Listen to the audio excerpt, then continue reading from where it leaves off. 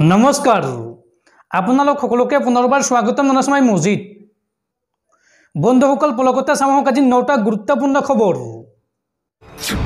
প্ৰথমটো খবৰ ৰেচন কাৰ্ডৰ হিতাধিকাৰীলৈ জৰুৰী খবৰ ৰেচন কাৰ্ডৰ হিতাধিকাৰীক 5টাকৈ ডাঙৰ খবৰ দিলে কেন্দ্ৰীয় চৰকাৰে এতিয়াৰ পৰা আপুনি লগত লৈ ফুৰিব নালাগে ৰেচন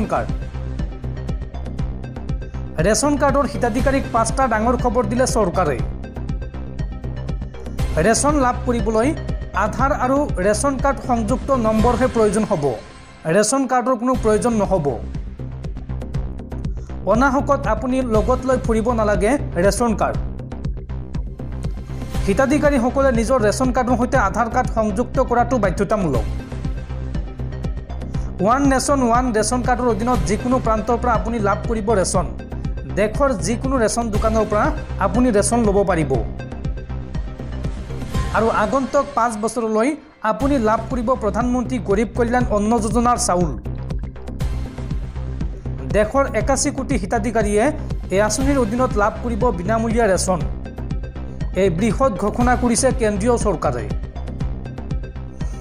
পৰৱৰ্তী খবৰ চান্দা পাৰ্টি কংগ্ৰেছ দল চলাবলৈ ধন নাই কংগ্ৰেছৰ যাৰ বাবে আজিৰ পৰা দেশবাসীৰ পৰা চান্দা সংগ্ৰহ কৰিব কংগ্ৰেছে 138 টকা 1380 টকা 13800 টকা বা ইয়াৰ 10 গুণ পৰ্যন্ত ধন আপুনি চান্দা হিচাপে দিব পাৰিব কংগ্ৰেছ দলক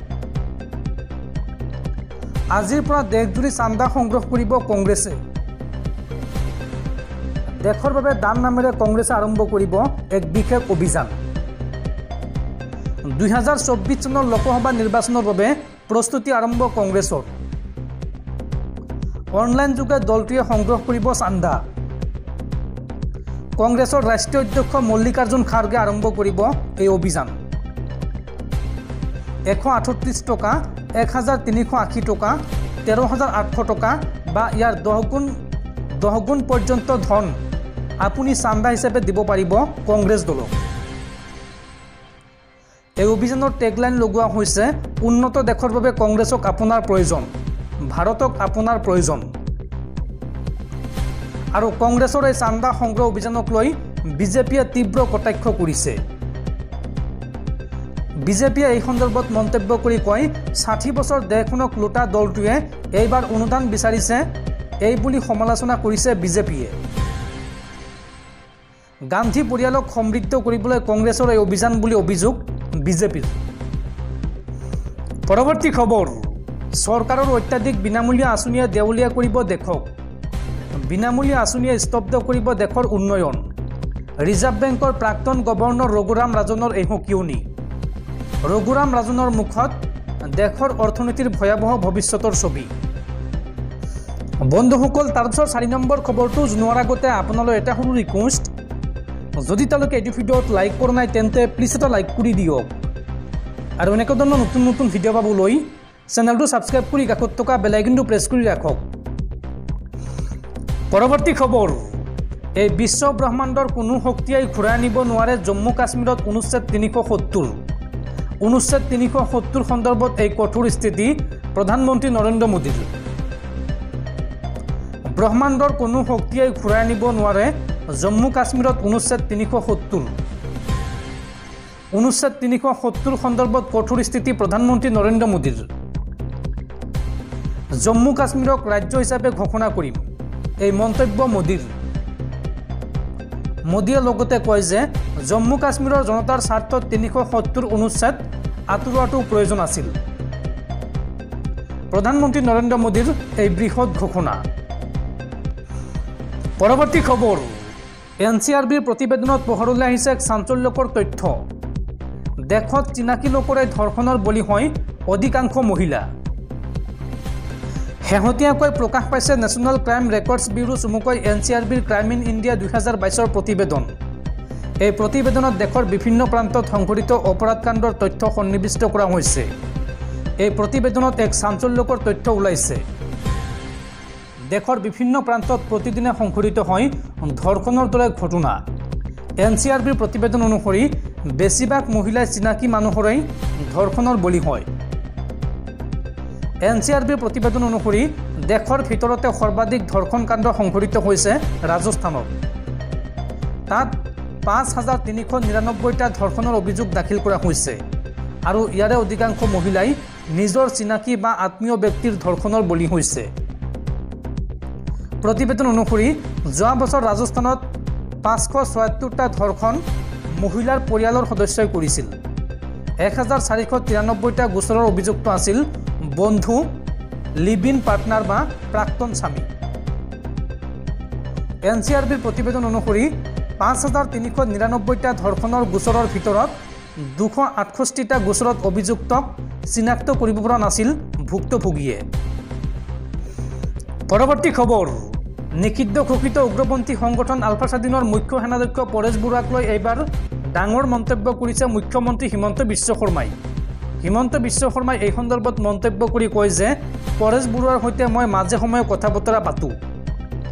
অসমত আলফাই গ্ৰেনেড বা বোমা ফুটালে মনটো বেয়া লাগে। অসমক যদি পৰেশ বৰুৱাই ভাল পায় তেন্তে উভতি আহক। এই মন্তব্য মুখ্যমন্ত্ৰী হিমন্ত বিশ্ব শৰ্মাৰ। পৰৱৰ্তী খবৰ, ভাৰত বাংলাদেশ সীমান্তত পুনৰ BSFৰ গুলীত মৃত্যু হৈছে 2 বাংলাদেশী নাগৰিকৰ। অবৈধভাৱে ভাৰতত প্ৰৱেশ কৰা 2 বাংলাদেশী নাগৰিকক গুলীয়াই হত্যা কৰিলে সীমান্ত সুৰক্ষা বাহিনী চমুকৈ BSFে। সীমান্তত পুনৰ BSFৰ গুলীত নিহত হৈছে 2 বাংলাদেশী নাগৰিক। ভাৰতত অবৈধভাৱে প্ৰৱেশ কৰিছিল চোৰাং সৰবৰাহকাৰী দুটাই। BSFে ৰবলৈ নিৰ্দেশ দিয়াত আক্ৰমণ চলাই এই 2 বাংলাদেশী নাগৰিকে আৰু আত্মৰক্ষাৰ বাবে গুলীচালনা কৰে BSF জোৱানে। ভাৰত বাংলাদেশ সীমান্তৰ পশ্চিমবংগৰ নদিয়াত সংঘটিত হৈছে এই ঘটনা। কাইটিয়া তাৰ কাটি গোবিন্দপুৰত প্ৰৱেশ কৰিছিল এই বাংলাদেশী দুটাই আৰু নিহত বাংলাদেশী দুটাৰ পৰা ফেন্সিং কাটাৰ, টৰ্চ আৰু অন্যান্য সামগ্ৰী উদ্ধাৰ কৰা হৈছে। উল্লেখযোগ্য যে নদিয়াৰ সীমান্তৰে সঘনাই চলি থাকে বাংলাদেশীৰ অনুপ্ৰৱেশ। পৰৱৰ্তী খবৰ, 2024 লোকসভা নিৰ্বাচনক লৈ কঁকালৰ টঙালি বান্ধিছে কংগ্ৰেছ দলে। ৰাজীৱ ভৱনত ভিৰ কৰিছে প্ৰাৰ্থিত্ব প্ৰত্যাশীয়ে। 14টা লোকসভা সমষ্টিৰ বিপৰীতে এই পৰ্যন্ত 52গৰাকীয়ে সংগ্ৰহ কৰিলে আবেদন পত্ৰ। সন্মুখত 2024 লোকসভা নিৰ্বাচন আৰু দেশৰ সাধাৰণ নিৰ্বাচনৰ দিন চুমুচাপি অহাৰ লগে লগে শাসক বিৰোধী দলৰ কুচকাৱাজ ক্ৰমাৎ বৃদ্ধি পাইছে। পিছ পৰি ৰোৱা নাই অসমৰ প্ৰধান বিৰোধী দল কংগ্ৰেছ। লোকসভা নিৰ্বাচনৰ টিকট প্ৰত্যাশীয়ে ভিৰ কৰিছে গুৱাহাটী মহানগৰী ৰাজীৱ ভৱনত। লোকসভা নিৰ্বাচনৰ বাবে এই পৰ্যন্ত 18গৰাকী টিকট প্ৰত্যাশীয়ে কৰিলে আবেদন। দক্ষিণ চালমাৰা বিধানসভা সমষ্টিৰ বিধায়ক ৱাজেদ আলী চৌধুৰী, পশ্চিম গোৱালপাৰা সমষ্টিৰ বিধায়ক আব্দুৰ ৰছিদ মণ্ডলেও ধুবুৰী লোকসভা সমষ্টিৰ বাবে দাখিল কৰিছে নিজৰ আবেদন পত্ৰ। ইয়াৰ উপৰি প্ৰাক্তন বিধায়ক ৰাজু সাহু, প্ৰাক্তন সাংসদ মাধৱ ৰাজবংশী, জ্যেষ্ঠ নেত্ৰী ববিতা শৰ্মা আৰু কৃষ্ণা গগৈয়েও আবেদন পত্ৰ জমা দিছে। শনিবাৰে অসম ৰাজ্যিক সেৱা দলৰ সভাপতি দীপ বায়নে বৰপেটা লোকসভা সমষ্টিৰ বাবে দাখিল কৰিলে প্ৰপত্ৰ। মুঠৰ ওপৰত অসমৰ 14টা লোকসভা সমষ্টিৰ বাবে এই পৰ্যন্ত 52গৰাকী প্ৰাৰ্থিত্ব প্ৰত্যাশীয়ে আবেদন পত্ৰ সংগ্ৰহ কৰিছে আৰু তাৰ মাজতে 19গৰাকীয়ে 1 লাখ টকা সহিতে জমা দিছে নিজৰ আবেদন পত্ৰ। পৰৱৰ্তী খবৰ, ইজৰাইল পেলেষ্টাইন যুদ্ধৰ শেহতীয়া আপডেট। মৃত্যু উপত্যকাত পৰিণত হৈছে গাজা চহৰ। গাজা চহৰত ইজৰাইলী সেনাৰ ওপৰত পুনৰ ভয়ংকৰ আক্ৰমণ চলাইছে হামাছে। গাজাত আৰু ভয়ংকৰ হৈছে IDF আৰু হামাছৰ যুদ্ধ। ইজৰাইলী সেনাক আক্ৰমণৰ প্ৰত্যুত্তৰত IDFৰ এয়াৰ ষ্ট্ৰাইক। উত্তৰ গাজাৰ জাবালিয়াত নিহত হৈছে 20জনকৈ পেলেষ্টাইনী লোক। গাজা চহৰত ইজৰাইলী সেনাৰ ওপৰত পুনৰ আক্ৰমণ চলাইছে হামাছে।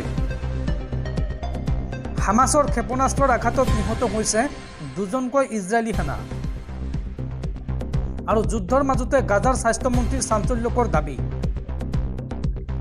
গাজাৰ ধ্বংসস্তূপৰ মাজত নিখোজ হৈছে 8,000 লোক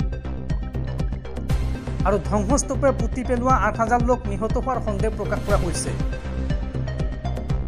পেলেষ্টাইনৰ স্বাস্থ্যমন্ত্ৰীৰ মতে গাজাত এতিয়ালৈকে 19,000 লোকৰ মৃত্যু হৈছে আৰু নিহতসকলৰ 70%ই শিশু আৰু মহিলা। পৰৱৰ্তী খবৰ, ৰাজ্য কঁপাই যোৱা APSC কেলেংকাৰীক লৈ ডাঙৰ খবৰ। এইগৰাকী বিতৰ্কিত APS বিষয়া ৰুমি তিমুংপিৰ বিৰুদ্ধে এইবাৰ উত্থাপন হৈছে ভয়ংকৰ অভিযোগ। 2013 বৰ্ষৰ মূল APSCৰ পৰীক্ষাত উত্তীৰ্ণ হোৱা নাছিল এইগৰাকী ৰুমি তিমুংপি। পৰীক্ষাত উত্তীৰ্ণ নোহোৱাকৈয়ে ৰাকেশ পালৰ ছত্ৰছায়াত বৃহৎ ধনৰ লেনদেনেৰে ৰাজপত্ৰিত বিষয়া হৈছিল এইগৰাকী APS বিষয়া ৰুমি তিমুংপি।